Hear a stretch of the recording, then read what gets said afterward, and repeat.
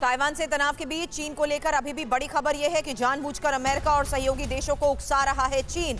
Indo Pacific क्षेत्र में तैनात 7वीं फ्लीट के commander vice admiral Karl Thomas का यह खुलासा, जहां अमेरिका और दूसरे देशों के एयरक्राफ्ट के नजदीक आ रहे हैं चीनी जहाज और कनाडा के एयरक्राफ्ट के साथ 2 दर्जन बार करीब आने की हरकत की जा चुकी है। आपको बता दें, जुलाई में अमेरिकी जहाज C-130 के सामने आने की कोशिश की गई थी। वहीं 26 मई को ऑस्ट्रेलियन जेट P-8 के इंजन को भी नुकसान पहुंचाने की कोशिश की गई। अब कहा जा रहा है कि जानबूझकर हवा में अमेरिकी जहाज के करीब आ रहे हैं चीनी जहाज। और मनीष झा ताइवान से इस वक्त मेरे साथ जुड़ चुके हैं। मनीष, अब ये बड़ी बात कही जा रही है जिसमें खुलासे के तहत भी ये कहा जा रहा है कि किस तरीके से चीनी जहाज हरकतें अपनी बढ़ाते जा रहे हैं और उकसा रहे हैं।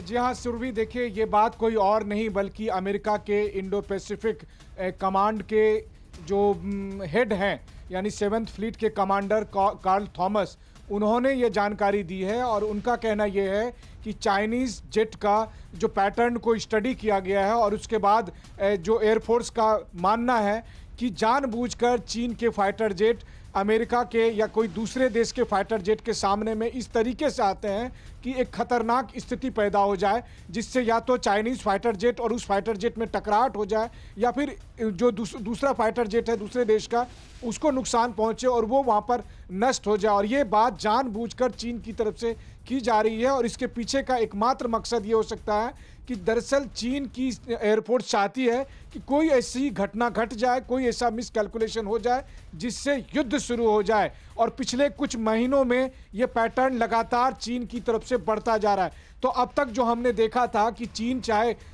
तमाम देशों की सीमाओं पर सलामी स्लाइसिंग की तरह से काम करता था या हर डिस्प्यूटेड टेरिटरी को अपना दावा बताता था, अब आसमान में भी दूसरे देशों के फाइटर जेट के सामने उसके फाइटर जेट पहुंच जाते हैं और कुछ ऐसा करना चाहते हैं जिससे कि दूसरे के फाइटर जेट को दिक्कत आए। अभी के हालात बने हुए हैं उसके तहत तो ये बिल्कुल कहना सही है ना कि बिना खौफ खाए और ताइवान सीना तान के चीन के सामने खड़ा हुआ है और वो भी पूरी तैयारी के साथ। अब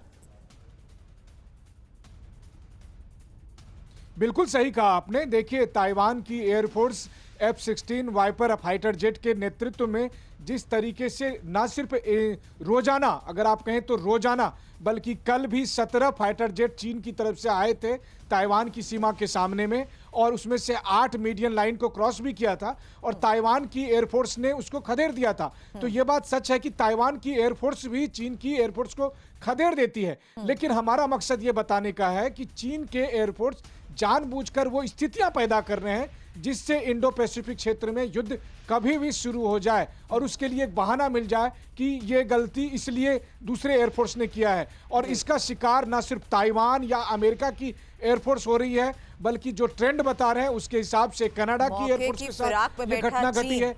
ये इस तरह की घटना कई और देशों के साथ घटी और ताइवान की तैयारी कैसी है, इसको लेकर मनीष आगे आपसे अपडेट लेंगे। शुक्रिया फिलहाल पूरी जानकारी के लिए आप।